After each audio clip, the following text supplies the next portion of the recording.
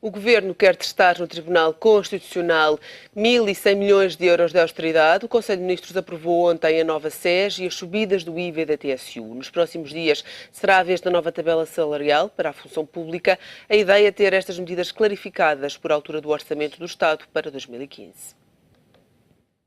Depois de um novo chumbo do Tribunal Constitucional, que está ainda por resolver, o Governo quer jogar pelo seguro e antecipar medidas para 2015. Em Conselho de Ministros esta quinta-feira foram já aprovados a nova SES e os aumentos do IVA e da TSU. Juntas, estas três medidas valem 600 milhões de euros. Aprovámos o diploma relativo às pensões, que, como sabem, é um elemento central porque se destina a substituir uma medida que é transitória e que está em vigor apenas em 2014, mas também as questões relativas aos salários do setor público, face à recente decisão do Tribunal Constitucional, serão nos próximos dias aprovadas para, dentro desta mesma estratégia de clarificação no menor espaço de tempo possível, poderem também ser remetidas para seguirem o processo legislativo. Para breve ficam os salários da função pública, que valem outros 500 milhões de euros. Todas estas medidas, que já tinham sido apresentadas com o documento de estratégia orçamental, destinam-se ao próximo ano. Na conferência de imprensa, depois do Conselho de Ministros, a responsável pelas finanças avançou ainda que o Governo não sabe como substituir as medidas chumbadas pelo Constitucional. Nós só poderemos encontrar uma solução quando soubermos qual é o tamanho do problema, para não termos soluções parcelares e para continuarmos numa situação de instabilidade e incerteza relativamente ao que se segue.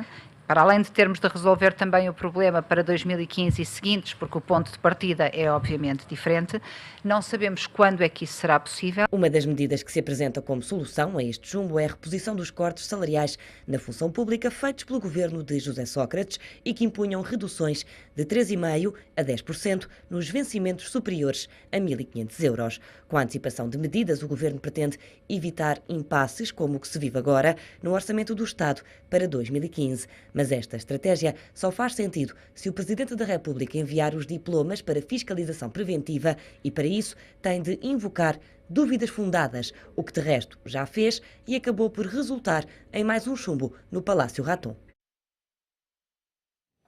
Para comentar este e outros temas neste Conselho Consultivo, conto, como habitualmente, às sextas-feiras, com António Gaspar, Mário Caldeira Dias e Rogério Fernandes Ferreira.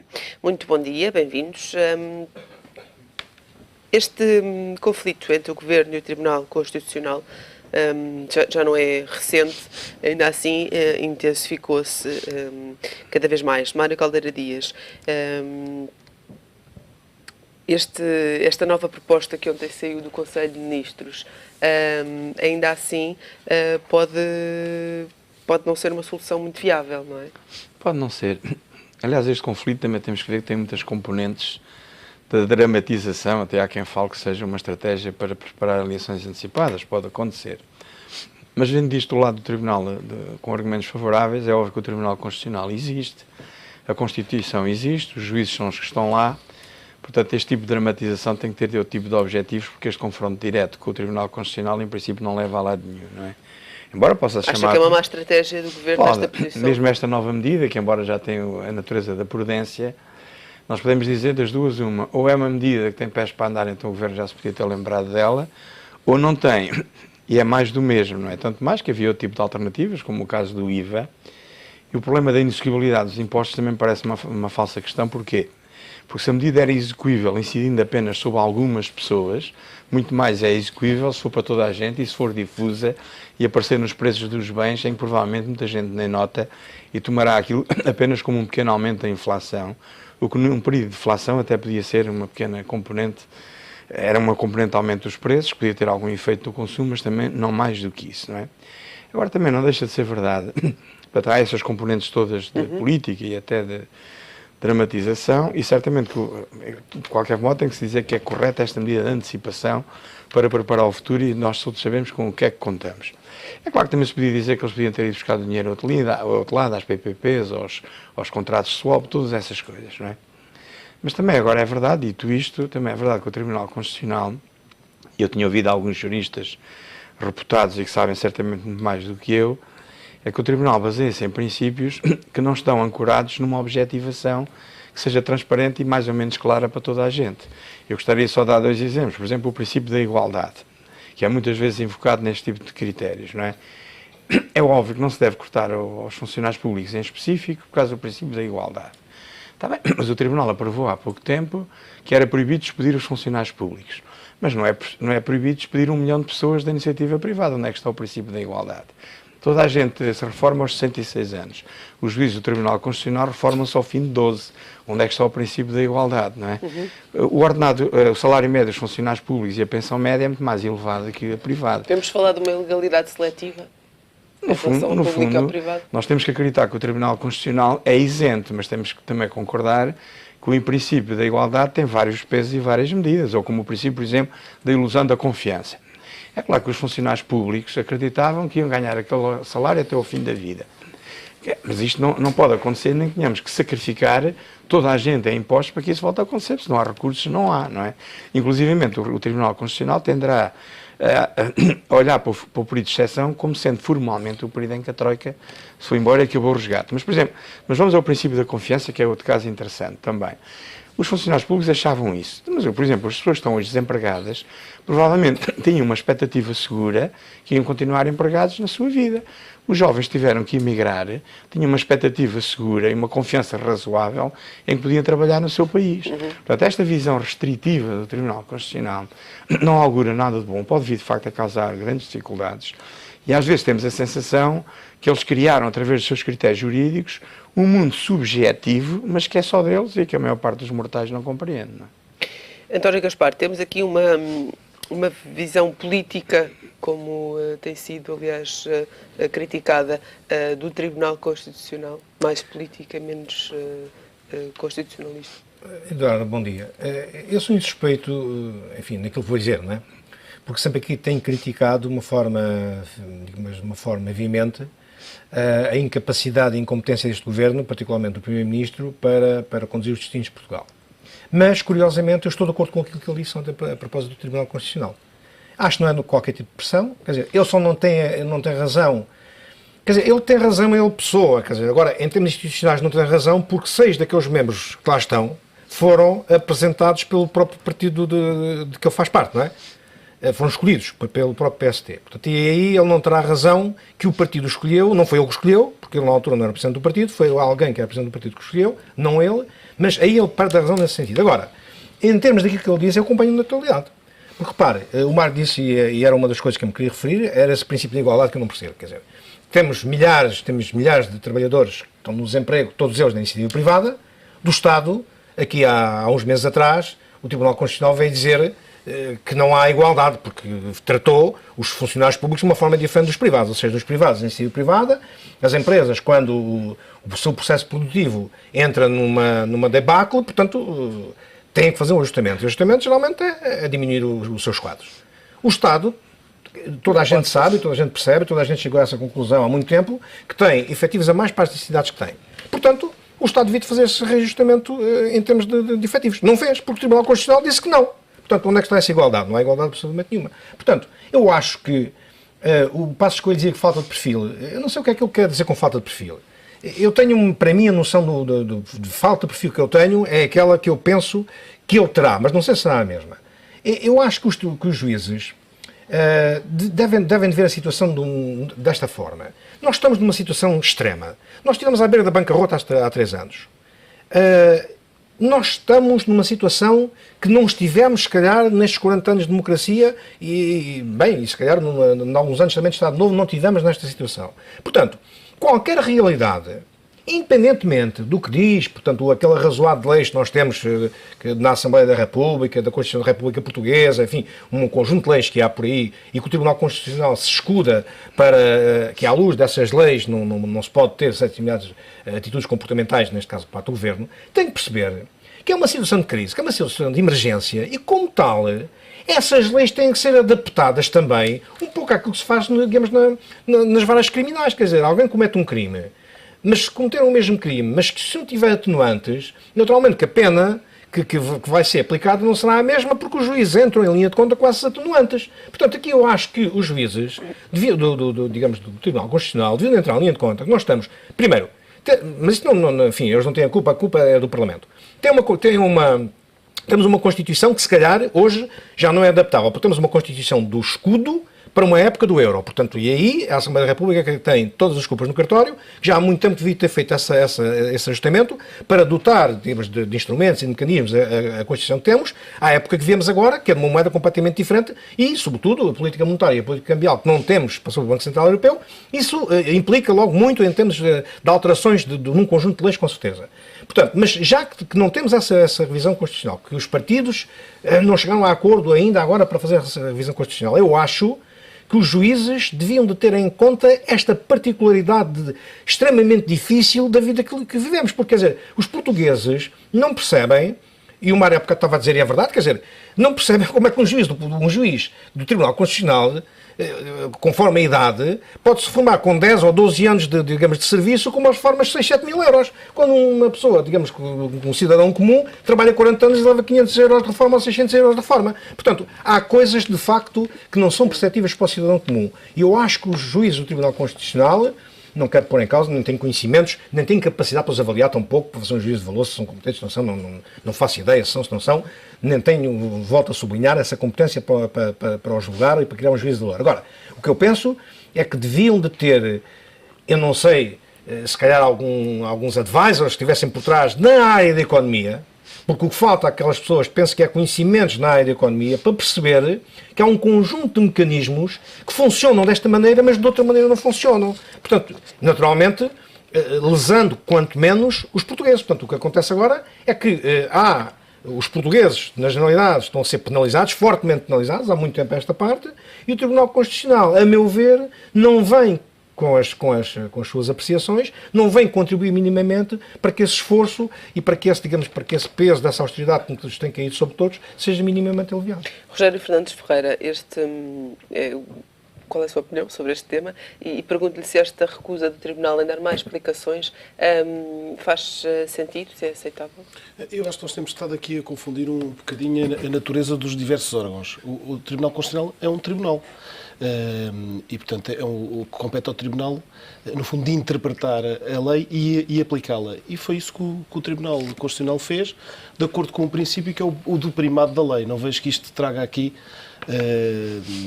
as complicações que, do ponto de vista político, têm vindo a ser suscitadas. Nós temos uma lei constitucional, é a que temos, é aquela que o Tribunal tem que interpretar e é aquela que o Tribunal Constitucional tem que aplicar.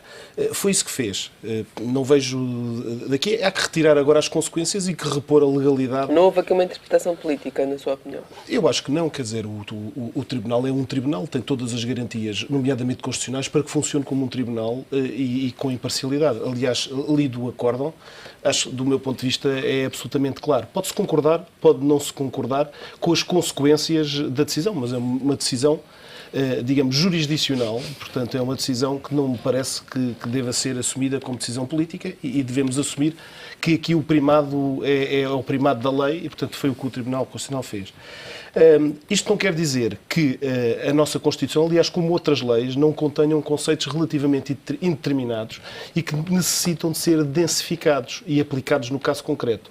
Felizmente, se calhar para nós, até este problema de assistência económica ou financeira, não houve necessidade de aplicar com esta frequência alguns conceitos indeterminados, como é o princípio da igualdade ou como o da proporcionalidade que resultam da Constituição e que são aqueles que foram aplicados aqui, que o Tribunal teve agora a ocasião, mais uma vez, de os densificar e de interpretar e aplicar a lei constitucional. Se a lei constitucional é demasiadamente restritiva, cabe, de facto, ao Parlamento, e isto necessita de uma maioria qualificada especial, em que provavelmente tem que intervir outros partidos que estão na oposição para que a Constituição seja alterada. Mas enquanto for esta, ela tem que ser aplicada por um órgão independente, que eu acho que o Tribunal se recusa a dar explicações sobre as suas decisões. Não tem que dar explicações? O Tribunal não tem que dar explicações. O Tribunal decidiu, a decisão é pública. O Governo é que tem que agora retirar as consequências dessa decisão e que repor a legalidade em função do que o Tribunal Acha que o Governo devia ter antecipado, então, uma reforma do Estado? para resolver este problema na função pública? Repare, eu reconheço que há aqui alguns conceitos indeterminados que são difíceis depois de aplicar no caso concreto, mas o Tribunal foi dando indicações ao longo dos seus acórdãos, ao longo dos anos, sobre estes princípios. Reconheço que se calhar não é fácil governar com a Constituição que temos, mas é aquela que temos, quer dizer, enquanto ela não for alterada, é esta que se tem que aplicar. Nós temos aqui que partir de um princípio que há de facto separação de poderes e que é o primado da lei. Portanto, não vejo com bons olhos, se quiser usar este termo, que não se esteja a olhar aqui para a questão da separação de poderes, por um lado, e a questão do primado da lei, e que se esteja a aproveitar uma decisão do Tribunal Constitucional com motivações políticas. Não vejo isto, de facto com bons olhos. E quanto à questão que foi ontem decidida em Conselho de Ministros, parece-lhe uma boa solução? É antecipar um problema. De facto, o Governo também precisa de saber com o que vai contar no futuro, tem que interpretar a própria decisão. Eu julgo que não vai ser com um pedido de declaração do Tribunal Constitucional. Aliás, duvido que, do ponto de vista jurídico, duvido que o Tribunal Constitucional venha a clarificar aquilo que o Governo quer ver clarificado. Aliás, não me parece que haja sequer necessidade de clarificação. O acórdão não é obscuro. Não me parece que tenha qualquer obscuridade ou qualquer ambiguidade, mas para além disso não sei até do ponto de vista processual se é possível fazer este pedido de declaração. Provavelmente o Tribunal Constitucional não se vai pronunciar sobre isso ou vai dizer alguma coisa para dar uma satisfação mínima ao Governo. É o Governo que tem que retirar as consequências da declaração de inconstitucionalidade do Tribunal. E, portanto, de alguma forma faz bem em antecipar medidas que provavelmente pretende aplicar em 2015. Agora, se o Tribunal as considerar inconstitucional, o Governo tem que governar de acordo com a Constituição que existe, interpretada e aplicada de acordo com o órgão de soberania que é o Tribunal Constitucional. Ainda assim, há aqui um buraco por tapar, não é? Como é que vamos tapar este buraco? Mais impostos? Uma das hipóteses, mas já agora só antes de responder à questão, então uma pequena coisa que é assim, porque as pessoas nós devemos ajudar a que os eleitores progressivamente vão refletindo sobre as coisas e cada vez se deixem menos enganar pela chamada lógica natural da política. A política é mesmo assim, e as pessoas é que têm que perceber as coisas e tentar equacioná-las. Não é? Ainda aqui há tempos estávamos aqui a discutir que as pensões ou os salários podiam ser repostos antes das eleições, não é? 20% ao ano e ao fim de 5 anos teriam tudo reposto. E nós dissemos aqui que era impossível, isso nunca aconteceria. E se repararmos bem, num pormenor é que estas medidas agora propostas com antecedência ao Tribunal Constitucional propõem cortes duradouros, a que eu chamaria definitivos, não é? Portanto, para quem tinha alguma ilusão que isto era possível, fica agora claro que de facto não é assim, não é? Parece que se não houver novidades nessa matéria, nem houver novas fontes de corte na despesa por parte do Governo, provavelmente poderia existir, tudo se encaminha para os impostos. E parece que a solução menos dolorosa, porque qualquer tipo de imposto seletivo vai sempre fazer pagar a carga do problema a um conjunto específico de cidadãos, não é? A lógica mais genérica, mais indolor e que menos se sentia é a lógica do IVA, não é? Portanto, chegar aos tais 25%, parece que ainda há 2 países na Europa que têm mais de 25%, têm 27%, um deles é a Hungria, outro será um país nórdico, eu não me lembro qual é o país. Portanto, no fundo é aumentar o IVA para 25%, parece uma solução mais inócua e indolor é essa, não é? Terá cerca de 850 milhões de contos, pelo menos. Indolor não será, não é? Pelo menos para é mais, ou então a menos dolorosa, talvez seja por aí, não é? Porque é um imposto difuso. Mas isso também será um entrave à economia, não é? Mas também resiste a uma crítica que as pessoas às vezes fazem, o Rogério é que é o grande especialista nisso, que é que o imposto não é progressivo. Mas na medida em que as pessoas têm mais dinheiro, consomem mais, também pagam mais IVA, não é? E acaba por haver uma certa proporção. Aliás, o problema é que as pessoas não têm mais dinheiro, não é, Mário? Sim, mas as classes mais elevadas, que consumam muito mais... Não, quer dizer, é verdade isso, não é? É verdade que as pessoas não têm dinheiro. Mas também nós esquecemos às vezes de uma coisa do copo mais cheio, isto é, mesmo quando há 15% de desemprego, há 85% de pessoas empregadas, não é? E portanto há sempre quem tenha dinheiro.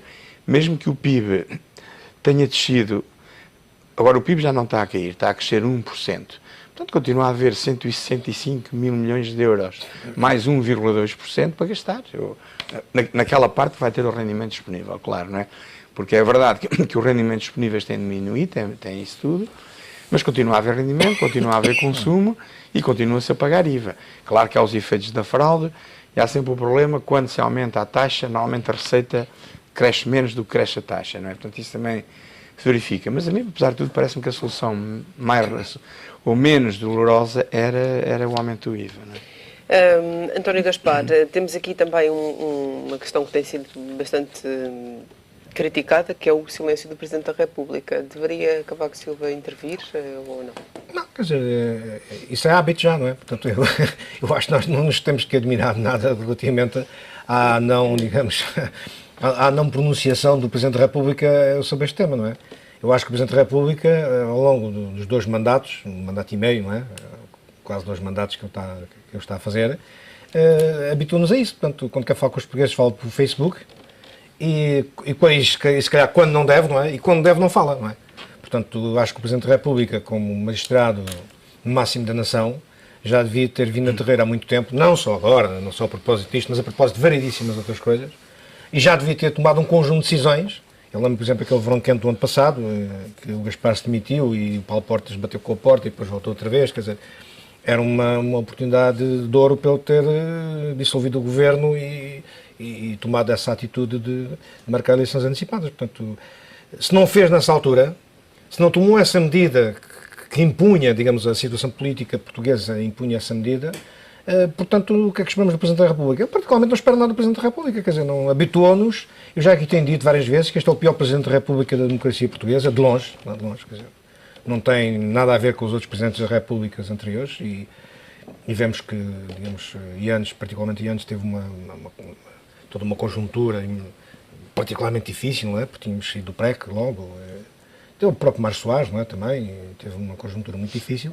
Portanto, este Presidente da República, para mim, não fez mais do que aquilo que nos habitou. Portanto, está calado, vai se manter, digamos, calado, não diz nada. Se calhar, daqui a algum tempo, de uma forma inoportuna, vem dizer qualquer coisa que já devia ter dito, ou então mais valia não dizer o que vem dizer. Portanto, acho que sim, acho que ele já devia ter atuado, mas não me admiro nada. Portanto, está em linha, e aí, digamos, é coerente, não é? E é coerente, temos que sublinhar essa atitude do Presidente da República, é coerente com aquilo que tem sido os 2 mandatos dele. Portanto, está no canto dele, de vez em quando interfere lá no Facebook, lá com umas palavras que ele entende dirigir aos portugueses, mas nada de, digamos, de substantivamente importante que ele tenha feito até agora. Não é? Uhum. Rogério, em relação à reestruturação da dívida, 4 dos economistas signatários do Manifesto dos 74 dizem que é difícil conciliar a atual dívida com o pacto orçamental. Há saída sem reestruturação da dívida ou não? Muito bem. Só, antes de responder a sua questão, só 2 notas relativamente ao que aqui foi dito, que me parece também interessante realçar. A propósito dos conceitos indeterminados, o Tribunal Constitucional pode analisá-los em função também das circunstâncias do caso concreto. Por isso é que eles são indeterminados, para serem adaptados às circunstâncias do caso concreto. Não é indiferente a decisão de um Tribunal Constitucional no meio de um programa de assistência económica ou financeira, ou no âmbito de um programa cautelar, ou após uma saída limpa. Ou seja, isto é só para realçar uma coisa que aqui falámos, que, digamos, o programa cautelar também tinha esta virtualidade de ainda manter o país em algum tipo de excepcionalidade que poderia justificar algum tipo de decisões, se quiser, políticas mais arrojadas. E, portanto, também deste ponto de vista, que não foi aqui falado, achava importante realçar que, de facto, o programa cautelar provavelmente era uma solução, sob este ponto de vista, mais favorável a uma decisão diferente do Tribunal Constitucional. O segundo ponto, que é este da transversalidade do IVA, é evidente que o IVA, sob certa perspectiva, é um bocadinho injusto, porque prejudica mais quem tem menos. Portanto, nesta perspectiva é muito menos, se quiser, igualitário do que o imposto sobre o rendimento das pessoas singulares, por exemplo. Reconheço, por outro lado, que o IVA é um imposto muito mais transversal e, portanto, nesta perspectiva, até poderia ser uma boa solução. Mas se é uma solução que se aproveitasse como uma solução ótima, quer dizer, provavelmente haveria que repensar o próprio sistema de taxas e, portanto, poderíamos caminhar até para um sistema praticamente de uma taxa muito próxima de uma taxa única e, eventualmente, até baixar um pouco a taxa normal do IVA máxima. Portanto, há sempre soluções alternativas que podem ser refletidas e ponderadas e que não passam, pura e simplesmente, por um aumento da taxa do IVA. Portanto, quando este Governo decidiu, pura e simplesmente, aumentar 0,25%, poderia ter aproveitado todas estas circunstâncias para repensar até o próprio IVA e o próprio sistema de taxas do IVA. Relativamente à questão de que me colocou diretamente, a questão da renegociação, da reestruturação da dívida. Eu continuo a achar que não é o momento oportuno de suscitar o problema. Não quer dizer que isso não venha a ser necessário, mas continuo a achar que ainda não estamos no momento, estamos na saída de um programa de assistência económica ou financeira. Provavelmente, de acordo com as contas que se fazem neste momento, isso poderá vir a ser necessário, mas acho um momento, do ponto de vista aqui político, muito inadequado para suscitar a questão. Portanto, a resposta é esta. Mário, qual é a sua opinião sobre este tema? Há mais vantagens ou desvantagens? Há também, de facto, um problema de oportunidade política, até porque as reestruturações devem-se fazer em segredo e devem ser apresentadas como facto consumado. Discutir a reestruturação na praça pública também não me parece, de facto, uma boa ideia. Mas, tal como a dívida se apresenta, alguns economistas vêm dizer que é preciso pagar 100 mil milhões nos próximos 7 anos. Mas também é verdade que até 2021 há uma carga enorme de dívida. E mesmo que a gente imagine que vamos pagar 5 mil milhões por ano, que é pouco, porque os valores apresentados dariam à volta de 14 mil milhões por ano, só de pagamento da dívida, não é? Mas além da dívida, o serviço da dívida também compreende os juros. Os juros só este ano foram 7,88 mil milhões de euros. Mais do que reestruturar a dívida, era preciso renegociar os juros? Não, é que somarmos 100 milhões, mesmo a pagar em 20 anos, já não é preciso ser em 7, não é? Somarmos aos juros, dão coisas sempre acima dos 10, entre os 10 e os 15 mil milhões de euros por ano. Está bem que uma parte deles pode-se pedir dinheiro novo para pagar aquele, não é? Ou fazer rotação, pode acontecer. Mas são cargas que estão entre os 8% e os 10% do PIB. Quer dizer, eu sinceramente não estou a ver como é que um país como o nosso, que precisa de crescer para pagar as dívidas, pode crescer se entre 8% a 10% do PIB são desviados para o serviço da dívida. Já este ano ultrapassa os 5%. Portanto, é uma quantidade de dinheiro muito grande e que eu sinceramente não estou a ver como é que é possível pagar. A dívida mais tarde ou mais cedo vai ter que ser reestruturada. Mas é bom que se faça, de facto, sem esta discussão na praça pública, não é? Mas é bom que se faça, não é? Nesse aspecto. António, este não é o momento para discutir este tema? Bom, vamos lá ver. Eu sempre tenho dito há muito tempo, não é de agora, há muito tempo que a dívida que temos é insustentável, não é? Portanto, não pode continuar assim. Nós não temos capacidade de gerar, digamos, superávites em termos do orçamento, em termos fiscais, para pagar o serviço da dívida, portanto, amortizar capital e pagar os juros. Portanto, mais tarde ou mais cedo, nós vamos ter que fazer esse reescalonamento da dívida. Agora, o que parece-me duas coisas. Primeiro, deve ser sempre respaldado da União Europeia, ou seja, junto das instâncias comunitárias, não na praça pública, junto das instâncias comunitárias, tentar que eles nos ajudem, a fazer o reescalonamento dessa dívida. E depois, a dívida não deve nunca passar pelo perdão de capital. Ou seja, sim mexer nos juros, mexer, digamos, nas longevidades dessa mesma dívida, mas nunca, digamos, entrar por um perdão de capital. Isso pode ser feito, quer dizer, agora, não podemos fazer nós, a mim, parece-me que é o mais adequado, não podemos ser nós só a fazer isso. Portanto, respaldados sempre na União Europeia, na Comissão Europeia, no Banco Central Europeu, para que nos ajudem, até porque a grande parte dos nossos credores é, sobretudo, a Comissão Europeia, não é? Portanto, digamos, a própria União Europeia. Portanto, junto dos nossos principais credores, junto daqueles a que nós devemos, haver uma negociação para aumentarmos prazos, para diminuir taxas de juros, mas nunca, digamos, passar, como foi o caso da Grécia, que eu acho que foi uma vergonha, não é? Isso é uma vergonha, o caso da Argentina, bom, não é tão pouco da Europa, mas haver um corte no capital, isso tira a confiança toda, tal fidúcia dos mercados, daqueles que investem nas dívidas soberanas e, portanto, condenaria Portugal ao que a Grécia neste momento já está condenada, que é um período mais ou menos longo de grande dificuldade de se refinanciar de uma forma livre nos mercados internacionais. António Gaspar, Mário Caldeira Dias, Rogério Fernandes Soares, muito obrigada pela vossa participação neste Conselho Consultivo, que hoje fica por aqui.